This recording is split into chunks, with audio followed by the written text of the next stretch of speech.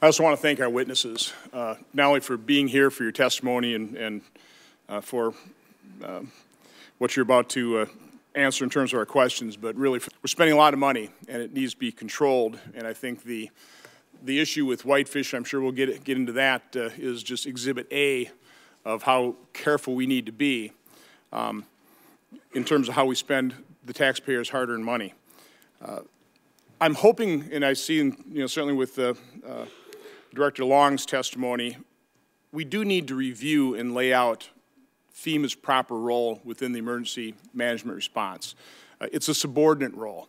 If we can get moral hazard, we continue to build and rebuild in flood zones and hurricane zones, and property values are in disaster resources, and certainly FEMA, and I'm sure Director Long, you have felt. I think we're at the beginning of a very long and difficult rebuilding effort. The cost of the devastation wrought by these hurricanes may well exceed $300 billion. $300 billion, more than double the total economic damage of both Hurricanes Katrina and Rita in 2005. We must ensure that the federal government is meeting the needs of the survivors of these disasters, and at the same time ensure that federal funds, as the chairman has said, are being used efficiently and effectively. Every dollar wasted is a dollar that won't be available to help other Americans who are still in need. Whole truth and nothing but the truth, so help you God. Please be seated.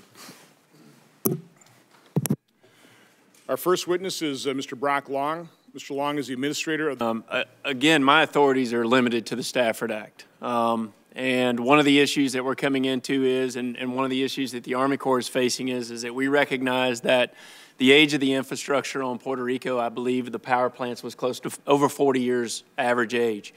Worldwide, the average age of power plants is about 18 years. So there's a big discrepancy there.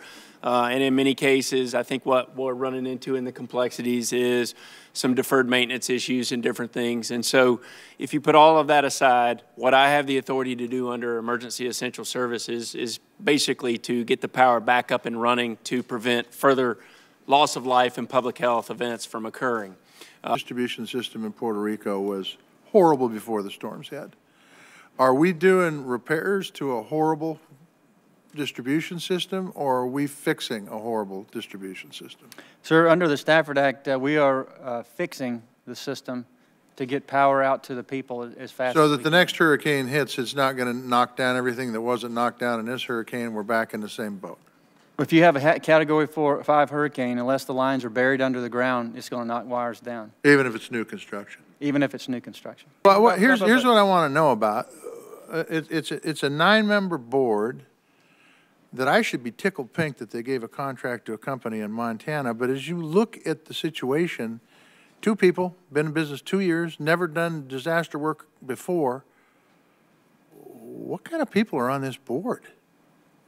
No bid contract. I mean, I got to tell you something. If it was any of you guys, if it was you, Brock, I wouldn't have started out saying you're doing a great job. I'll tell you that, okay? Right. So I don't understand what's going on here, and I don't understand what the accountability is. We have a federal financial oversight board. Maybe they're not doing their job, but somebody's not doing their job. Would you agree? I see some head nods. According to the Department of Defense, the Comfort has one of